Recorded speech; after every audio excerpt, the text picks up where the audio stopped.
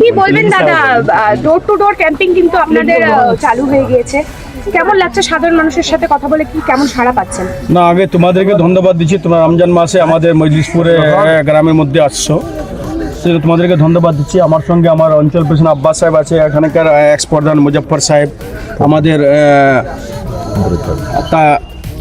রাজ্জাক সাহেব, আমাদের উপপ্রধান বাচান সাহেব, আমাদের প্রধান রেভেন্যু কুন্দন, ইমরান সাহেব, কামাল সাহেব, পঞ্চায়েত সমিতি, আমাদের নূর, আমাদের কোর কমিটির মেম্বার নূর ইহসান নূর, তারপরে এখানকার সংসদ, সংসদ আছে, তারপরে এখানকার মেম্বার মুস্তাকিম, আমাদের আজিম সাহেব, মুজিব সাহেব আছে এখানে, সবাইকে আসার জন্য আমি ধন্যবাদ দিচ্ছি। আর এদিকে আমার মা বোনরা আছে, খুব ভালো লাগছে।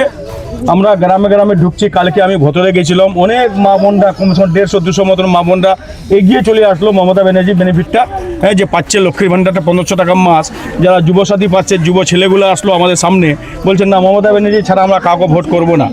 খুব সাড়া পাচ্ছি, আমরা গ্রামের ভিতরে যাই, লোক আমাদের প্রকল্প নিয়ে খুব সাড়া পাচ্ছে, আমরাও সাড়া পাচ্ছি, বেনিফিট পাচ্ছে, সেই জন্য এগিয়ে আসছে আমাদের লোক গ্রামের মধ্যে কি আমরা মমতা ব্যানার্জি কি আবার চতুর্থবার আবার চিফ মিনিস্টার দেখতে চাই, আর এখানে গোলাম রব্বানী সাহেবকে আমরা আবার এমএলএ আবার মন্ত্রী দেখতে চাই। এই গল্পটা সবার মুখে শুনছি, খুব ভালো লাগছে আমাকে। স্যার, এখনও দেখা যাচ্ছে যে আমাদের মন্ত্রী সাহেব স্যারের নাম কিন্তু এখনও আন্ডার এডুকেশন আছে, কি মনে করছেন যে এখনও তো সব ইসে প্রার্থী ঘোষণা হয়ে গেছে? না, আমাদেরও প্রার্থী আজকে লিস্ট ঘোষণা করে, বাংলায় আজ উন্নয়নের জন্মভূমি।